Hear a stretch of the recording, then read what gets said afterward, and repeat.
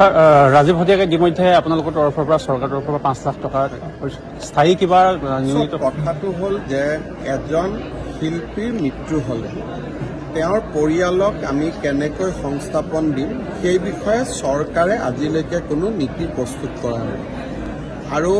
ৰাজীৱ হতিয়াৰ দৰে দুৰ্ভাগ্যজনক ঘটনা আগতেও কিছু শিল্পীৰ হৈছে আজিও ৰাজীৱ হতিয়াৰ ডাঙৰীয়াৰ হৈছে অহাকালিও আন কেইবাজনৰো হ'ব পাৰে গতিকে এই সম্পৰ্কত চৰকাৰৰ দৃষ্টিভংগী কেনেকুৱা হ'ব তাৰ বিষয়ে আমি আলোচনা কৰিম আৰু সময়ত আমি সকলোৰে লগত আলোচনা কৰি এই বিষয়ে সিদ্ধান্ত ল'ম। স্যাৰ ৰাজীৱ হতিয়াকে ইতিমধ্যে আপোনালোকৰ তৰফৰ পৰা চৰকাৰৰ তৰফৰ পৰা 5 লাখ টকা স্থায়ী কিবা নিয়মিত কথাটো হ'ল যে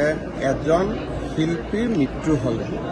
তেওঁৰ পৰিয়ালক আমি কেনেকৈ সংস্থাপন দিম সেই বিষয়ে চৰকাৰে আজিলৈকে কোনো নীতি প্ৰস্তুত কৰা নাই আৰু ৰাজীৱ হতিয়াৰ দৰে দুৰ্ভাগ্যজনক ঘটনা আগতেও কিছু শিল্পীৰ হৈছে আজিও ৰাজীৱ হতিয়াৰ ডাঙৰীয়াৰ হৈছে অহাকালিও আন কেইবাজনৰো হ'ব পাৰে গতিকে এই সম্পৰ্কত চৰকাৰৰ দৃষ্টিভংগী কেনেকুৱা হ'ব তাৰ বিষয়ে আমি আলোচনা কৰিম